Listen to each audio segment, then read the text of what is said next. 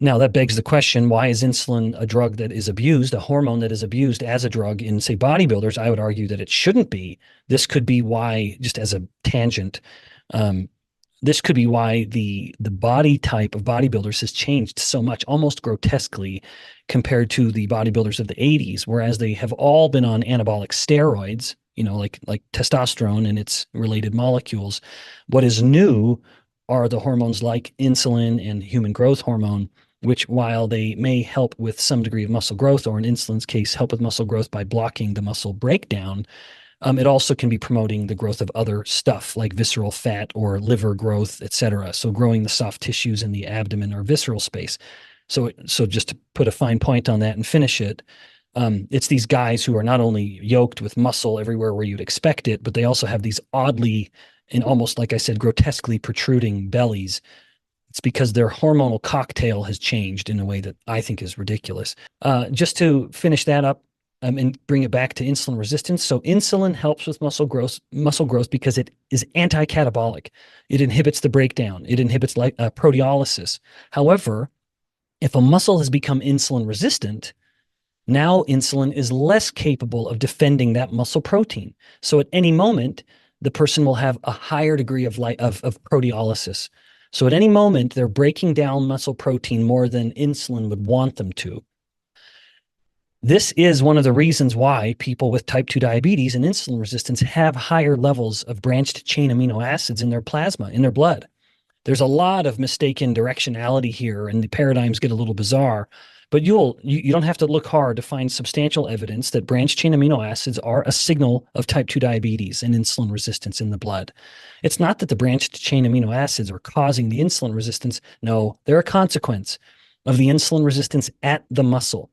They are the evidence that insulin is no longer capable of inhibiting proteolysis. Thus, at any point, the muscle is breaking down more protein than it should be, ultimately contributing to a greater sarcopenia. All right, I hope that thought is clear. Now, earlier I'd mentioned inflammation in the study from the Drummond lab at the University of Utah, and I co-authored that with them. I was a collaborator on that study. When we think of insulin resistance, you'll recall that one of the cardinal causes of insulin resistance, one of the three primary causes, is inflammation. And where does that inflammation come from? Well, it often is coming from hypertrophic fat cells. Just as a reminder, when a fat cell has undergone significant hypertrophy, and a fat cell can grow unlike any cell, we wish muscle cells could expand the 20 times volumetric increase that a fat cell can. There's no cell that can grow like a fat cell can, much to our collective chagrin. When a fat cell has undergone such substantial hypertrophy, it begins to become hypoxic. It has pushed itself too far from capillaries, from the life-giving blood vessels of the capillary. And thus, in its hypoxia, it starts to release all of these pro-inflammatory cytokines, some of which will be like breadcrumbs as they're floating towards the capillary. When the capillary senses some of these cytokines, it will start to grow a new capillary out towards this starving or suffocating fat cell. Hypoxia is basically just the suffocating cell. And so that's how the hypertrophic fat cell is trying to correct its own hypoxia or suffocation. But in the process, as it's belching all of these pro-inflammatory cytokines into the blood, you have an increased inflammation systemically, or the entire body has this subtle yet relevant increase in inflammation.